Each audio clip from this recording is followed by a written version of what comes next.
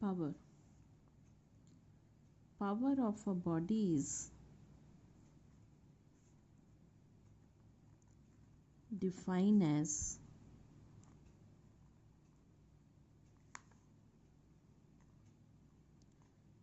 the rate of doing work.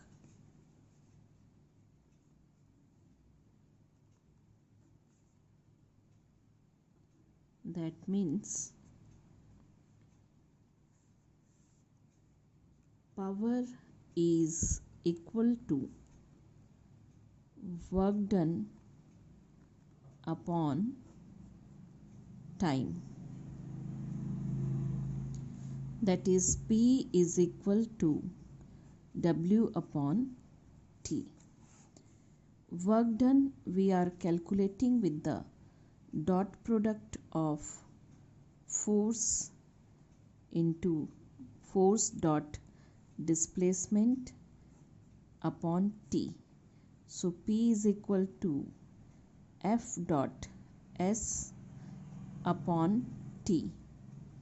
P is equal to F S upon T is the velocity.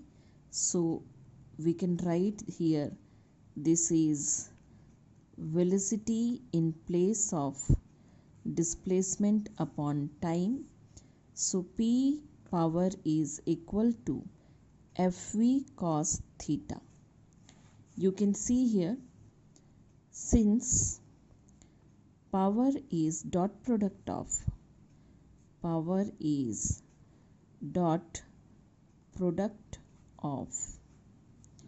force and velocity.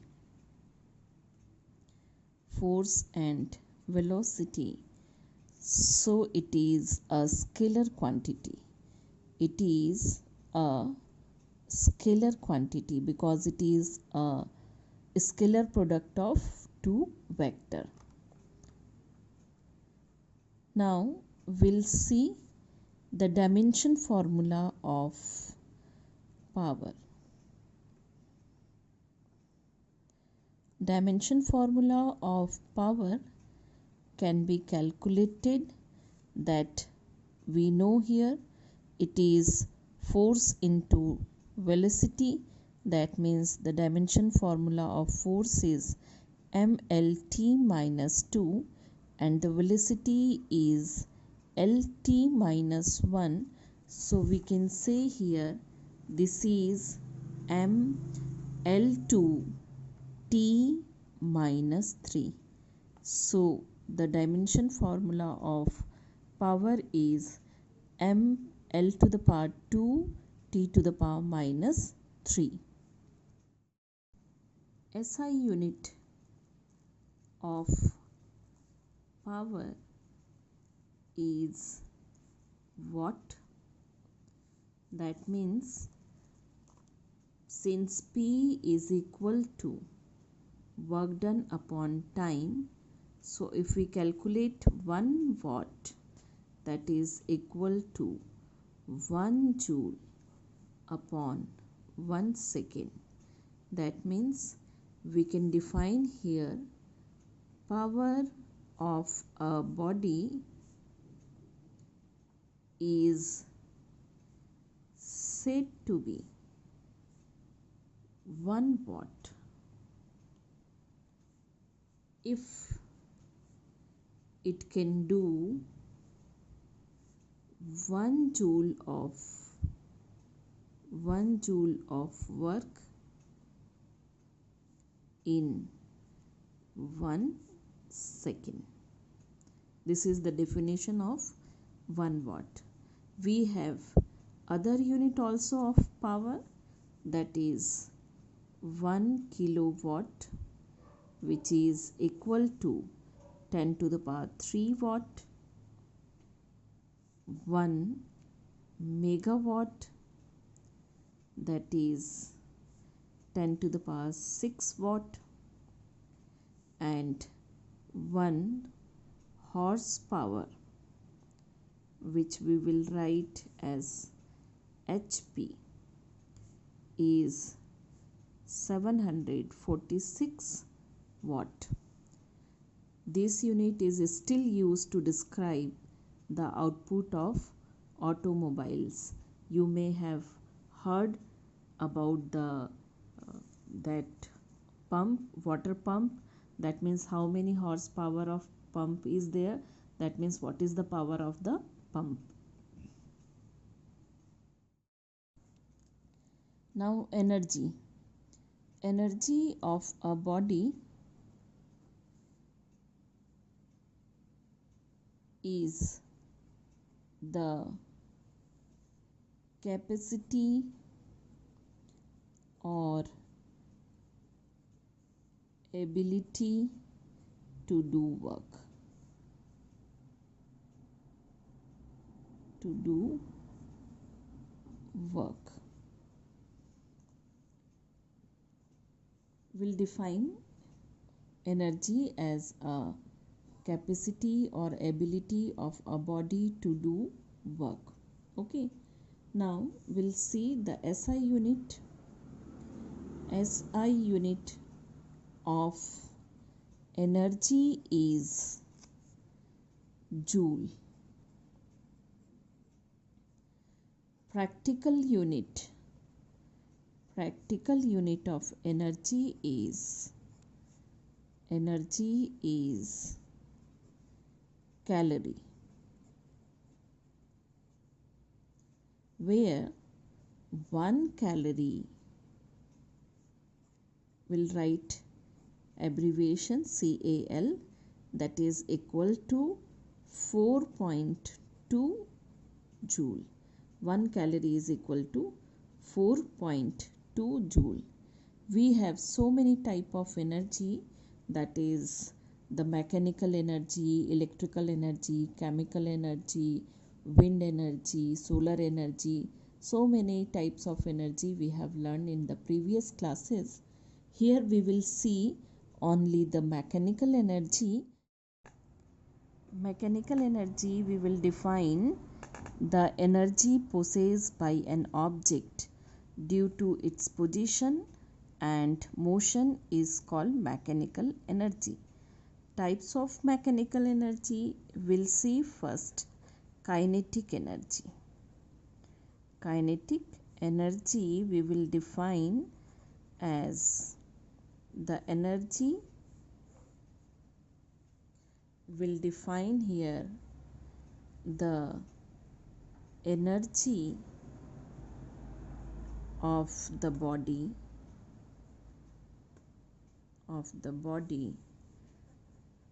possessed by the body by virtue of its motion. By virtue of its motion. That means due to motion, whatever energy is possessed by the body is called the kinetic energy. We'll derive here the formula for the kinetic energy. Formula for the kinetic energy. To derive it, we'll take an object here of mass m. We'll take an object of mass m.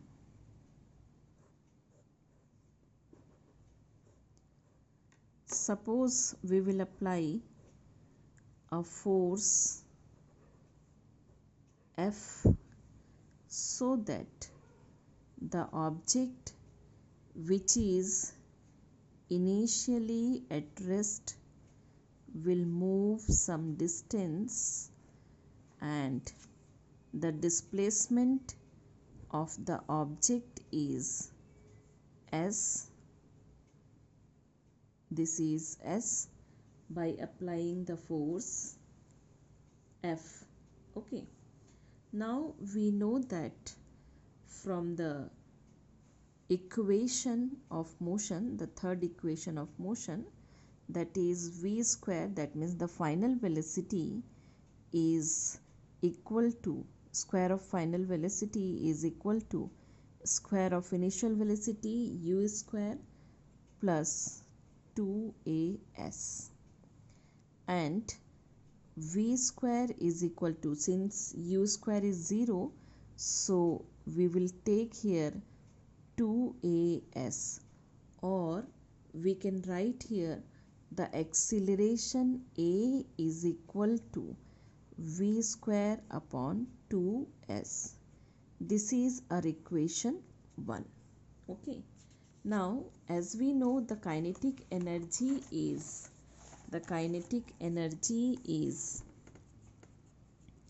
equal to work done, and the work done is equal to force into displacement, because the force and displacement here in the same direction. So theta is, that means you will see here that this is equal to f dot s or fs cos theta. But as we are looking the example in which the force and the displacement is in same direction, both are in the same direction, so the angle theta is equal to 0, and so cos 0 is equal to 1. So simply you can say here the kinetic energy, which is equal to work done, is now equal to force into displacement Fs, and force is equal to mass into acceleration, so ma multiplied by s here. Already we have taken out the formula for the acceleration in equation 1, that is equal to v square upon 2s multiplied by s, and so you will find here that the ss will be cancelled, the displacement will be cancelled, and the formula will come here half mv square. That means this is the formula for the kinetic energy of any of the object which is having mass and moving with velocity v. So it is equal to half mv square. Now potential energy. The energy possessed by a body by virtue of its position or configuration is called potential energy. That means if any body is possessed energy due to position or configuration, so it is called that energy is called potential energy. We'll see now the gravitational potential energy. Gravitational potential energy will define here. This is also because it is a potential energy, so obviously this is also because of the position, but it is the energy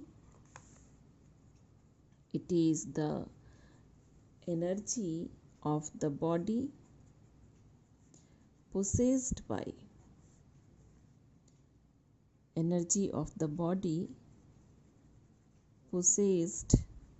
by the body due to position above the surface of the earth.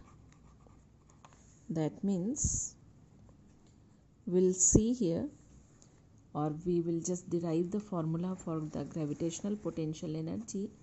In such case, we will consider here an object of mass m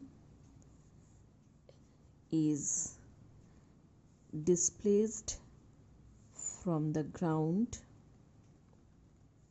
to the vertical height. This is the vertical height h, and the force applied is in the vertical direction only, you will see here. So this object of mass m is displaced to height h by applying the force F. So whatever work is done in this object, that will be stored in the form of potential energy. So when we derive the formula of potential energy, that will be equal to work done to bring the object from ground to height h. That is, we'll see here, this is potential energy and it is equal to force into displacement, that is equal to work done, and force and displacement both are in the same direction, that is Fs cos theta, theta is equal to 0, and so the potential energy is equal to Fs. Here you will see the force is equal to mass into acceleration produced on this object. Here the acceleration is the acceleration due to gravity, so we'll say this is mg, and the displacement is h. So the formula for the gravitational potential energy is mgh. This is the formula for the gravitational potential energy, mgh, where m is the mass, g is the acceleration due to gravity, and h is the height. Second, we will see elastic potential energy. Elastic potential energy is the potential energy of an elastic body that is associated with compression and stretch, or you can say extension or expansion, is called elastic potential energy. That means if we stretch any spring or any elastic body, or if we compress any elastic body, so whatever work we are doing in compression and in extension, that amount of work is stored in the form of potential energy, and that is called the elastic potential energy. Actually, when we are extending the elastic body, or when we are when we compress the elastic body, so we are applying a force against the restoring force developed in the elastic body. The restoring force is the force which bring the elastic body in its original position. So we are actually doing the work against that restoring force to extend or to compress the elastic body, and that work is stored in the form of potential energy. So when we derive the formula for the elastic potential energy, before that we have to understand Hooke's law.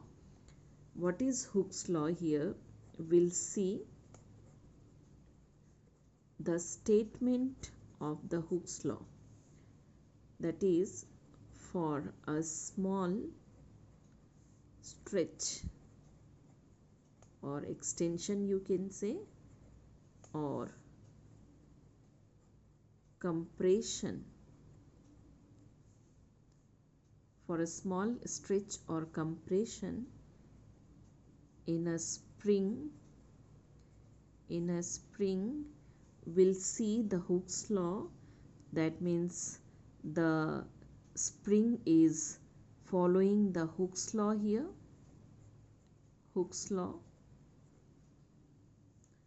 that is, according to it, or you can say according to the Hooke's law, according to this, the restoring force, again I am saying to you that restoring force is the force which bring the elastic body in its original position, and it is the force against the applying force.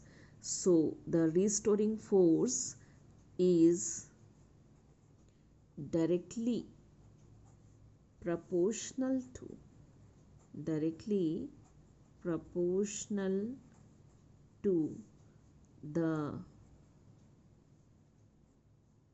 extension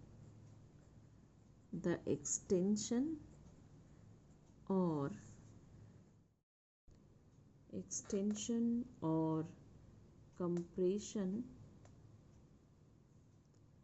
if applied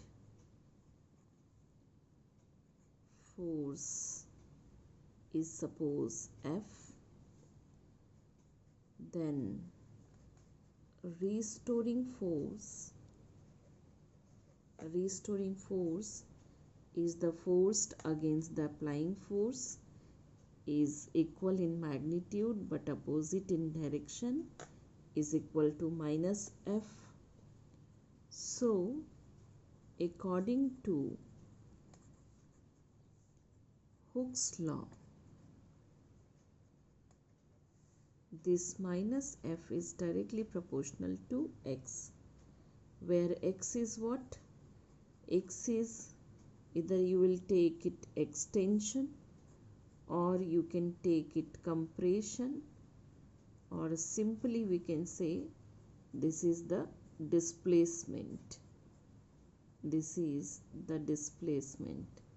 Displacement means, suppose you are having a spring, that is the original size of the spring, and if you are attached a mass or you are just applying the force, so this spring extended till here, so you will find this much extension is there or the displacement is there of the spring. This is X here. Okay, so by this formula what we can see, this is minus F is directly proportional to X. So if you just remove the proportional sign, you will put here a proportionality constant, say K. This K is a proportionality constant and it is called force constant. This we will say as force constant, or we can say it as spring constant also. We can say it is spring constant also. Now we'll define the force constant. The force constant or the spring constant.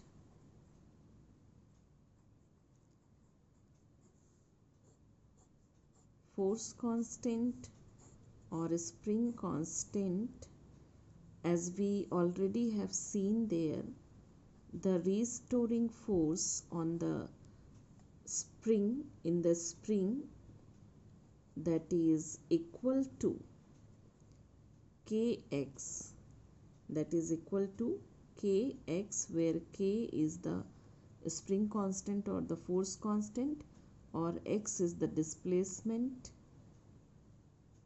So what we can say, K is equal to minus F, which is the restoring force, minus F upon X. Now if X is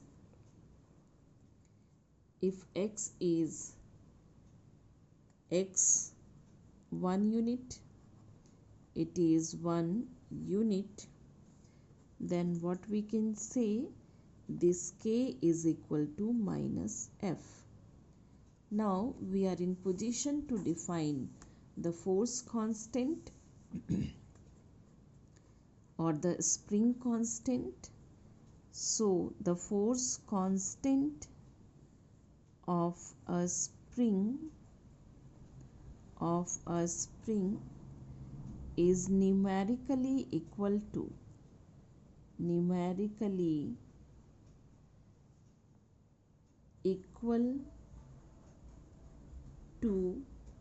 the force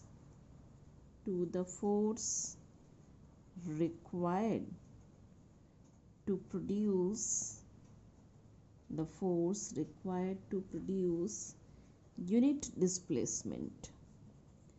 Unit displacement, that means either unit extension or unit compression.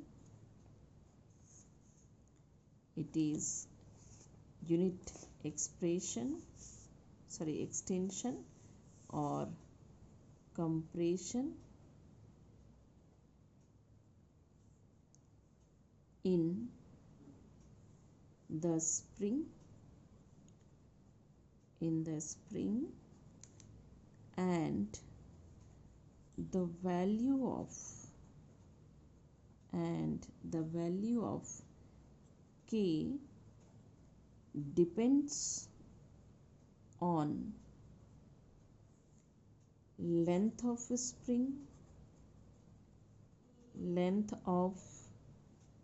spring, L, and radius, or you can say area of cross section, radius of spring R, or simply we can say the diameter or the area of cross section also, and the nature of the spring. We'll see the graph to verify Hooke's law, and for this we'll see here in x-axis we'll take extension,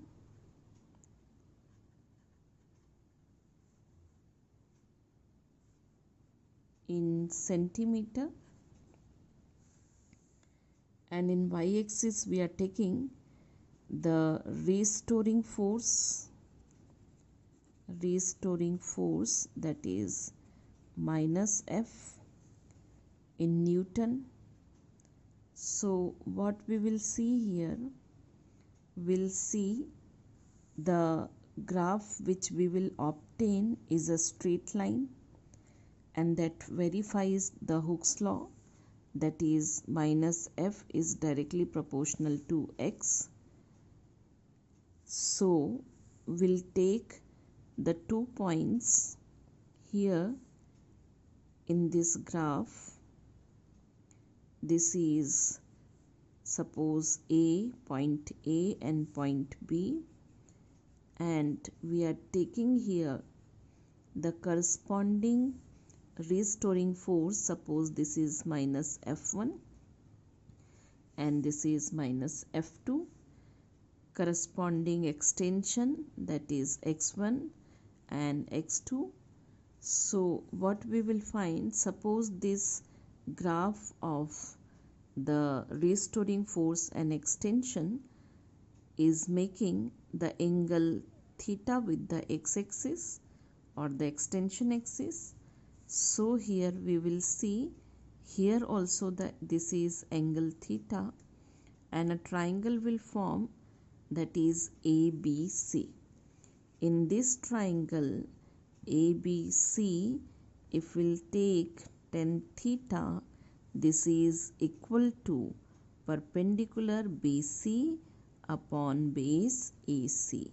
Now we'll see tan theta, this is minus F2 minus F1 upon x2 minus x1 here, or we can say minus del F upon del X. That means this ratio of the restoring force and the extension will give us the force constant. So we can say tan theta is actually, which is equal to tan F upon del F upon del X is now equal to K, and tan theta is equal to K. Now what we will see here, if theta or if k, you will see if k, the value of k is more, that means what we are doing with this ratio, we can identify the value of k is more, that means the spring is stiffer, the spring is stiffer because we are applying large force for a small change. We have to apply the large force for a small change, so the value will become more, or the value of k will become more. So if k is more, the spring is stiffer. And if the k, the spring constant or the force constant, is less, that means the spring or the nature of the spring, you can say the spring is soft because we are applying the small force for the large change. That means a large change will take place for small application of the force. Okay, so this is all about the force constant or the spring constant. Now the derivation of formula for elastic potential energy. For this, we'll consider a spring of force constant K or the spring constant K and a small work done dW to displace it by dx.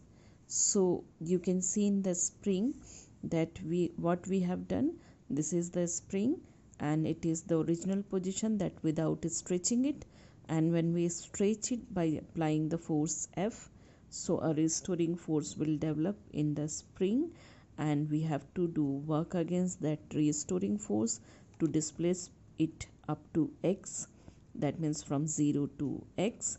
And if we'll calculate this work done is stored in the form of potential energy. Okay, so as we know, the work done is equal to force into displacement. That means for the small displacement dx, we can say the dw work is there. So dw is equal to f into dx when the displacement will take place in the direction of force. In such situation, f dot dx or f dot force dot displacement will equal to force into displacement only. So here this is what you will find, it is equal to f dot dx. Okay, and we are doing the work against the restoring force, so we'll write this force as minus f, the restoring force, and it is equal to minus f dx. Now if we'll just integrate this small work done from 0 to x, that means from initial point to the up to what extent we can extend the spring, that is x, so it is equal to minus f dx here. Now we are integrating, so dw will become w here, and we'll just put the value of restoring force in terms of a spring constant, and this is minus f. We can write as kx, where k is the spring constant and x is the displacement here, and this is dx. Now we know that spring constant is a constant that will come out from the integration sign, and will integrate x dx, and we know that the integration of x is actually equal to x square upon 2, that means x to the power 1 plus 1 upon 1 plus 1, that is equal to x square upon 2, and we have to put the limit over here, that is from 0 to x. 0 to x, that means we'll just put the value of x here, that is in place of x, that is x square, and you will find this is w is equal to k, and in place of x square, that x only, and this is 0, So ultimately what you are getting here, that you are getting here work done, this is work done is equal to half into kx square. Okay, and as we know that this work done is actually the elastic potential energy, it means it is stored in the form of elastic potential energy. So simply we can say that the elastic potential energy is equal to the work done against the restoring force, and that is equal to half kx square. So the elastic potential energy can be given by, potential energy can be given by half kx square, and this k is the spring constant or the force constant, and x is the displacement, that is whether it is extension or it can be a compression. Okay, now if you just compare this elastic potential energy formula with the formula of potential energy, with the just formula of kinetic energy, compare this with the formula of kinetic energy, that is equal to half mv square, that is equal to half mv square. Okay, so the same way you are getting here the elastic potential energy, that is half kx square. Now we'll see the graphical calculation. We can see here the graphical calculation of elastic potential energy, of elastic potential energy. So for this, as we know the by the Hooke's law, that force and extension or compression, if we draw the graph between these two, we'll get a straight line, just proving the Hooke's law, that is minus f is directly proportional to x here, and for a small change, for a small extension or a small you can say compression. Okay, now what we can see here, if we'll just calculate the area of this triangle, you will see we have drawn the graph OA, that is the restoring force extension graph, or in this we have taken the extension in x-axis and restoring force in y-axis, and you will find here that area of triangle OAB, if you see, that is equal to half into base into height or altitude, you can say. Okay, and what you will find, the base is OB and the altitude is AB here. The base OB will give you x, that means the extension, that is x here.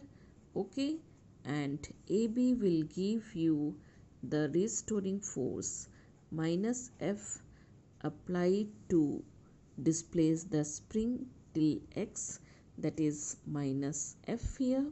Now we'll see this is half multiply by x, and minus F is actually kx. So what you will find, it is half kx square. Now you will observe here this half kx square is actually equal to the elastic potential energy.